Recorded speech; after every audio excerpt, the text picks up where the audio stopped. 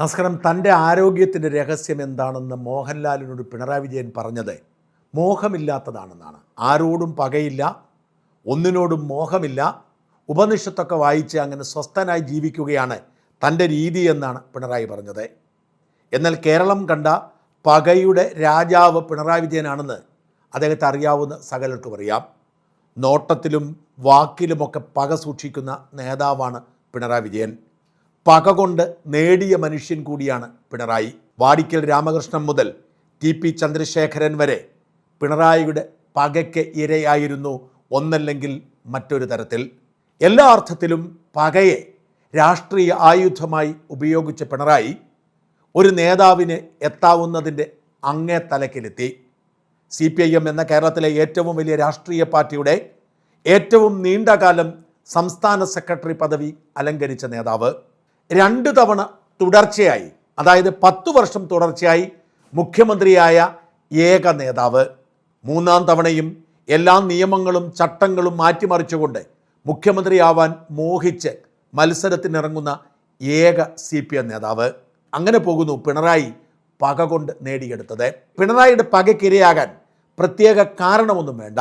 തൻ്റെ വളർച്ചയ്ക്ക്, തൻ്റെ യാത്രയ്ക്ക് തടസ്സമാകുന്ന എല്ലാവരോടും പിണറായിക്ക് പകയാണ്.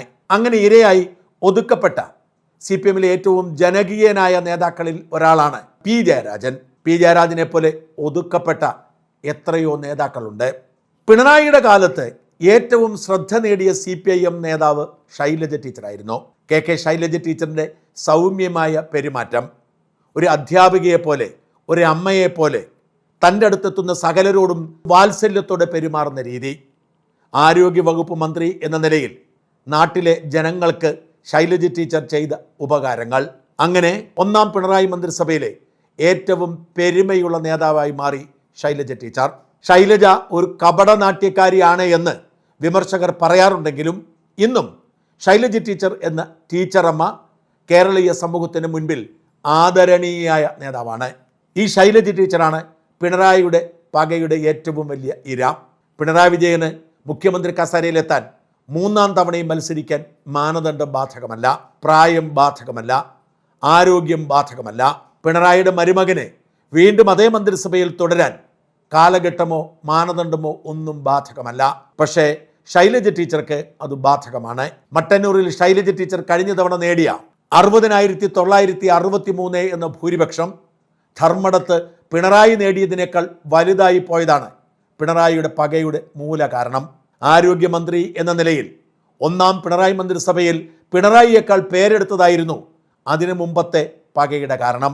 ഈ 2 കാരണങ്ങളാൽ 2-ാം മന്ത്രിസഭയിൽ നിന്നും ശൈലജ ടീച്ചറിനെ മനഃപൂർവ്വം മാറ്റി നിർത്തിയത് പോവട്ടെ, 2-ാം പിണറായി സർക്കാരിൻ്റെ സത്യപ്രതിജ്ഞാ ചടങ്ങിനെത്തിയ ശൈലജ ടീച്ചർ കൈ നീട്ടിയിട്ട് മുഖം വെട്ടിച്ചു പോകുന്ന ദൃശ്യം ഇപ്പോഴും സോഷ്യൽ മീഡിയയിൽ വൈറലാണ്.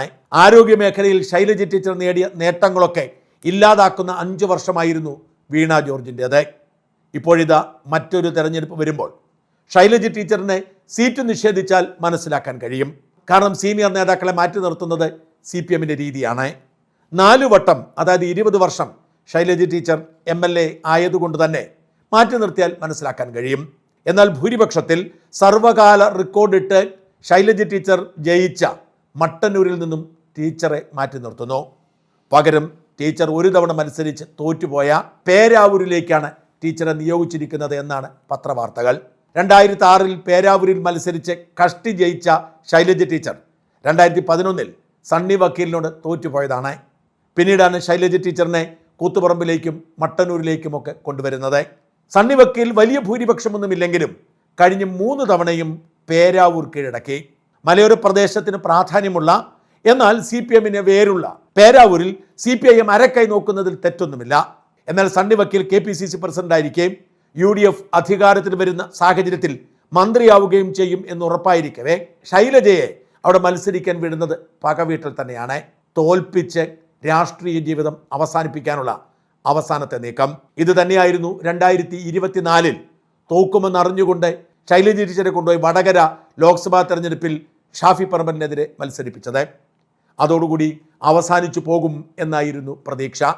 ഇപ്പോഴും ശൈലജയ്ക്ക് പാർട്ടി പ്രവർത്തകർക്കിടയിൽ സ്വീകാര്യതയുണ്ട് എന്ന് തിരിച്ചറിഞ്ഞ് മുഖ്യമന്ത്രി കസേരയിലേക്ക് ശൈലജ ഒരു ഭീഷണിയാണ് എന്ന് തിരിച്ചറിഞ്ഞ് പിണറായി വിജയൻ ബോധപൂർവമാണ് ടീച്ചറെ മട്ടന്നൂരിൽ നിന്ന് ഇറക്കി പേരാവൂരിൽ മത്സരിപ്പിക്കുന്നത്. CPM-ന്റെ രീതി അനുസരിച്ച് പാർട്ടി മത്സരിക്കാൻ പറഞ്ഞാൽ നോ പറയുക സാധ്യമല്ല.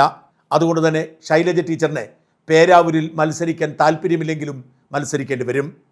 ഇക്കൊരു സീറ്റില്ലായിരുന്നെങ്കിൽ ഒരുപക്ഷെ അടുത്ത തവണ അവസരം ലഭിക്കുമായിരുന്നു. അങ്ങനെ അവസരം ലഭിച്ചാൽ പാർട്ടിയിലെ മുതിർന്ന നേതാവ്, സൽപ്പേരുള്ള നേതാവ് എന്ന നിലയിൽ ഒരുപക്ഷെ മുഖ്യമന്ത്രി കസേരയിലേക്ക് പോലും പരിഗണിക്കപ്പെടുമായിരുന്നു. അതൊഴിവാക്കാനാണ് ഇക്കുറി വീണ്ടും മത്സരിപ്പിച്ച് തോൽപ്പിച്ച് രാഷ്ട്രീയ ജീവിതം അവസാനിപ്പിക്കാൻ പിണറായി പകയോടെ തീരുമാനമെടുത്തത്. അത് വടകരയിലും പേരാവൂരിലും തോറ്റ് ശൈലജ ടീച്ചർ കേരള രാഷ്ട്രീയത്തിൽ നിന്നും പിന്മാറുന്ന സാഹചര്യമാണ് രൂപപ്പെട്ടിരിക്കുന്നത്. പിണറായി ശൈലജ ടീച്ചറിനെ ദയാവധത്തിന് വിട്ടുകൊടുത്തിരിക്കുന്നു. നിസ്സഹായതയോടെ അത് അംഗീകരിക്കാനല്ലാതെ ചെറുത്തു നിൽക്കാനുള്ള ധൈര്യം ശൈലജയ്ക്ക് ഉണ്ടാവുകയില്ല.